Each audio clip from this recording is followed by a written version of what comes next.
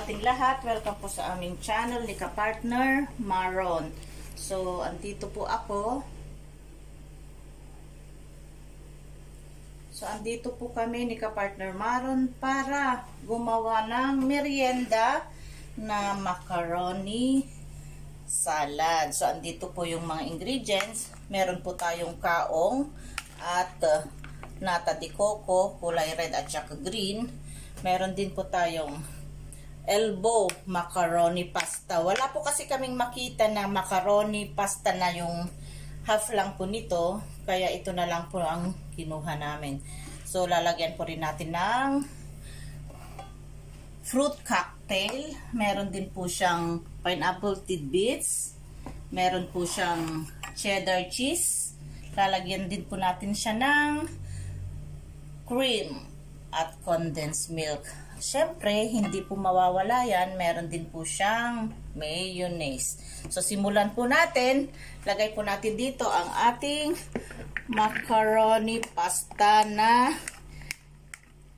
nilagan ni Kapartner Maron. So, sunod po natin yung ating kaong at saka nata de coco na napakaganda ang kanilang mga kulay. Pang Christmas ang kulay nila. So, ayan po. Sunod rin po natin yung ating fruit cocktail. Baka meron pa pong natirang tubig niyan o sauce ng sabaw. Kaya kailangan nating strainin para hindi po siya matubig. Pwede po pong ilagay dito sa strainer.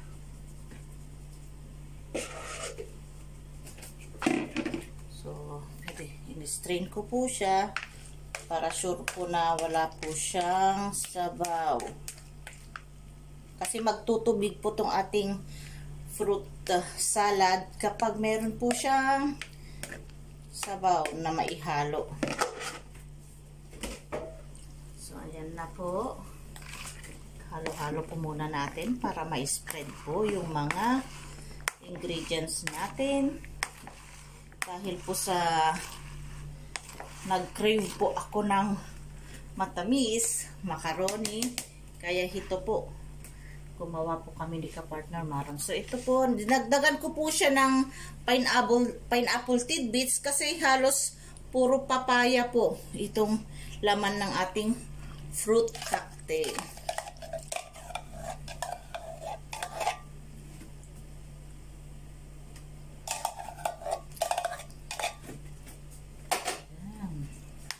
Halo-halo natin. Kasama po yung ating cheese. Lagyan na po natin yung cheese. Bali, nilagay ko po lahat tong isang box na cheese para ma-creamy siya. Kasama ng ating cream at Nestle cream at saka condensed milk. Halo-halo po muna natin para ma-spread po at hindi iisa po ang kinalalagyan ng ating cheese. So, natatakam na po ako. So, yung ating elbow macaroni pasta pala ay 500 grams lang po siya. Kasi wala po kaming lalagyan na malaki at ito lang po ang aming lagayan. Pwede po ito coveran na lang po namin siya ng cling film pag na ilalagay na po sa ref. Pero mas maganda pong ilagay sa ref kapag yung ating macaroni ay ilalagay na lang po natin sa mga bote. Kumbaga sa pinagtanggalan po natin ng kaong at saka nata, doon na lang po natin ilagay yung iba para hindi po iisa na kapag gustong kumain, bubuksan yung buong Tupperware.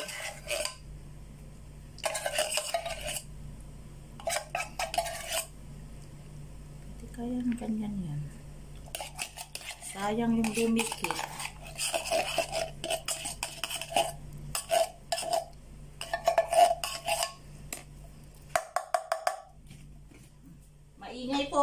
kailangan pong itaktak para hindi po sayang ang ating condense. Ito naman po yung cream. Nestle cream po in can ito.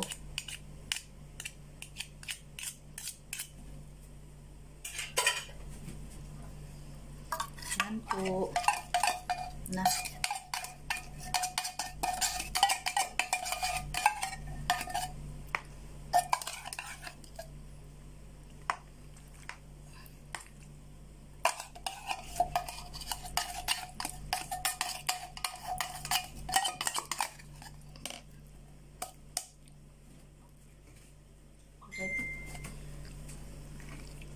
Try po nating baliktarin bago natin ilagay yung isang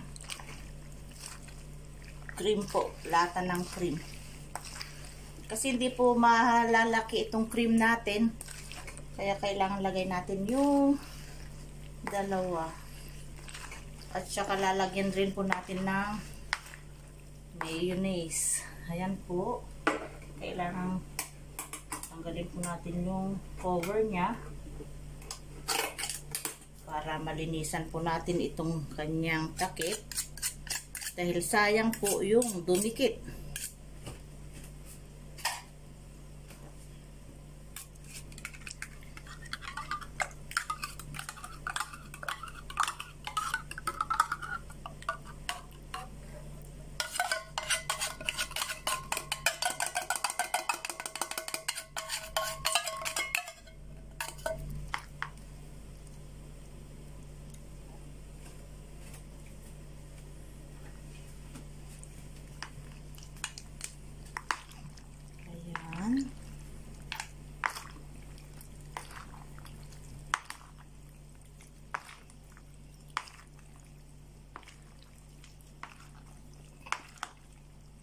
Sa hilig po kasi namin kumain ng kapartner Maron ay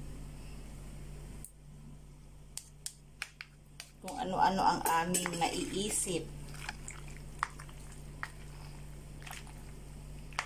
Yan. Lagyan po natin siya ng mayonnaise po para mas may lasa at saka masarap.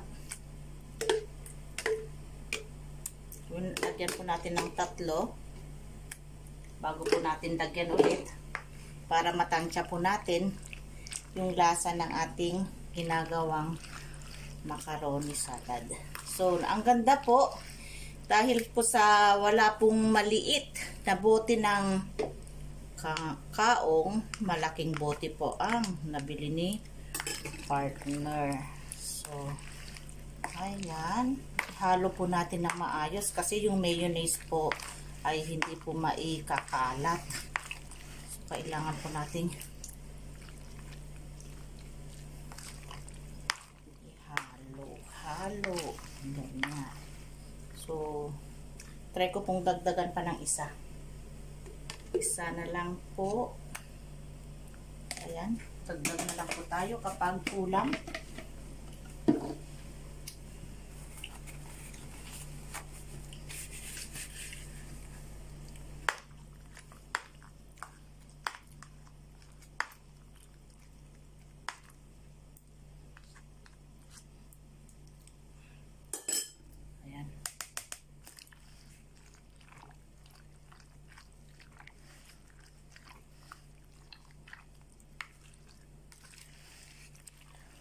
Na po yung aming macaroni salad.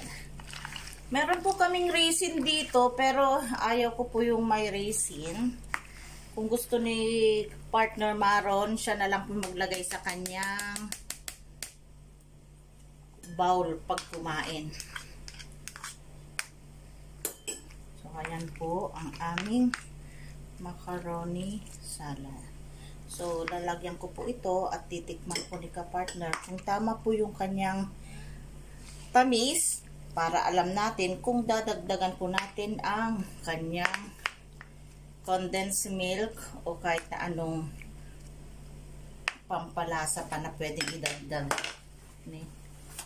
So, bago po namin i-cover at ilalagay doon sa ref, o sa fridge. Linisan po muna ang gilid bago po natin lagyan ng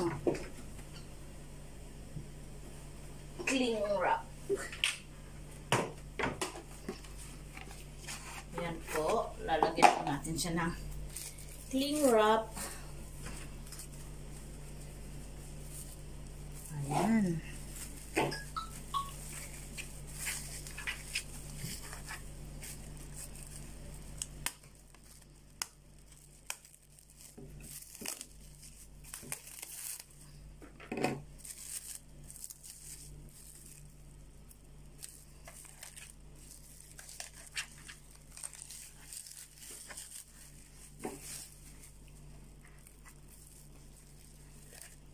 Ayan. Doblehin po natin. So, ganyan na lang po muna para pag kulang po yung ating tamis, pwede po nating dagdagan ng condensed milk at saka mayonnaise. So, ayan po. Sa lahat po ng nanood ng aming video ni Kapartner Maron, maraming salamat po. Sa hindi pa po nakasubscribe ng aming channel, The Fishing and Cooking Couple Mix Vlog, paki-click po yung notification bell all, lalo na patamsak po o pa-like, comment, at saka syempre, share na rin po kapag nagustuhan ang aming video. So sa lahat po na hindi pa po nakasubscribe, please subscribe, click the subscribe button po. Maraming salamat. Magandang gabi sa inyong lahat.